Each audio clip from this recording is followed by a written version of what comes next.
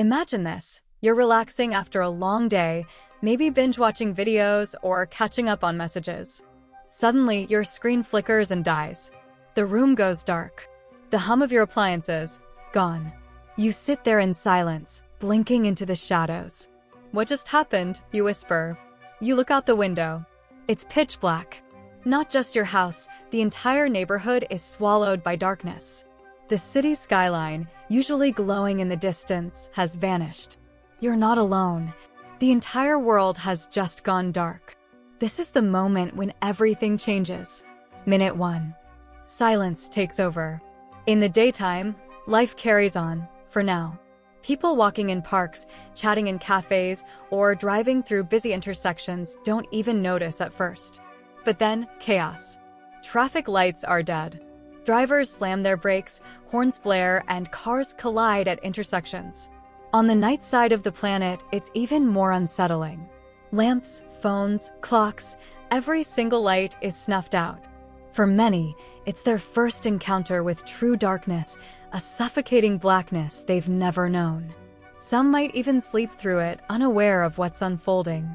But make no mistake, this is not just a power outage. Minute 5. Trapped in darkness. The world starts to feel smaller. Subways grind to a halt deep underground, leaving people stranded in tunnels so dark they can't see their own hands. The quiet hum of a train station transforms into a cacophony of confused voices and hurried footsteps. Above ground, city streets turn into mazes. People stumble through the dark, using the dim glow of phone screens to light their path. Phones that, without power, will soon become useless bricks.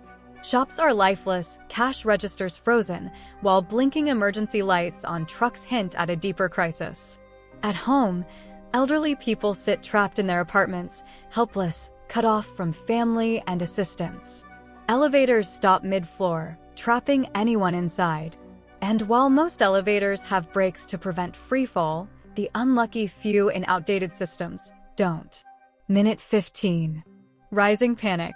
Hospitals, places where lives are saved, become battlefields of survival. Backup generators sputter to life, but they're temporary lifelines. Machines keeping patients alive suddenly stop. Nurses squeeze manual ventilators, hands cramping, faces grim.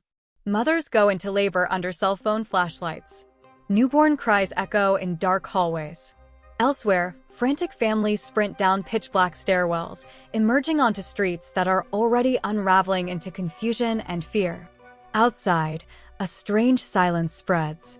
No humming fridges, no buzzing lights. The world feels eerily still, as if holding its breath. And then, people notice, it's getting cold. Or unbearably hot, depending on where they are.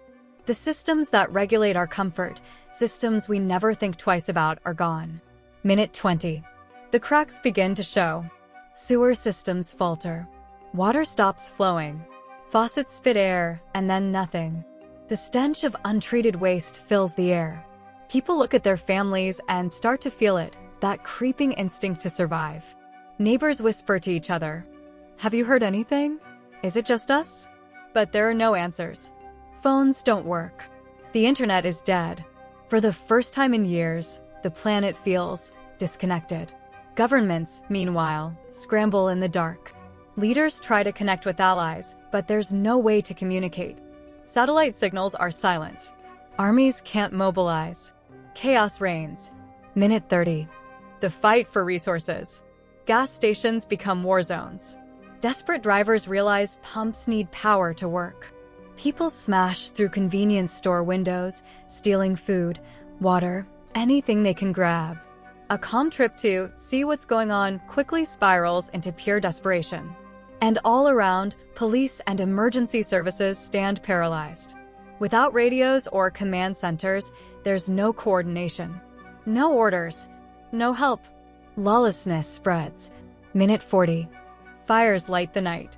In freezing homes, families light fires for warmth, some safely, some dangerously. Chimneys catch fire. Smoke chokes living rooms. Flames spread to neighboring houses. In the dark, cities begin to burn, not from power, but from panic. Those lucky enough to avoid the flames huddle together, eyes wide, hearing the distant roar of sirens that will never come. Minute 50. A planet in crisis. In nuclear power plants, cooling systems fail. Engineers scramble to prevent catastrophe, but there's no electricity to circulate water and cool reactors. The threat of meltdowns becomes very real. Meanwhile, out in the wilderness, some remain unaffected, the few who've lived off-grid for years. For them, this is just another day. But for the rest of us, life as we know it is collapsing. Minute 60. The world has changed. 1 hour. That's all it took. Streets are chaotic. Stores are looted. Families are desperate. Governments are powerless. The modern systems that hold our world together have crumbled. But look up. In cities where light pollution once clouded the view, the stars blaze brighter than ever. People stand in awe, gazing at a sky they've never truly seen before. For one brief moment, amidst the chaos, the universe feels endless. What's next? If electricity were to vanish, the first 60 minutes would test our resilience. But survival doesn't mean stockpiling fancy gear or hoarding supplies. It means staying calm, thinking clearly, acting wisely. Would you be ready? Start small, know where your flashlight is. Keep a first aid kit handy. Learn the skills that generations before us relied on to thrive. Because the truth is, we depend on electricity far more than we realize. But one question remains, if the lights went out forever, would you survive? Let me know what you think in the comments. And don't forget, prepare for the unexpected. Take care. Bye-bye.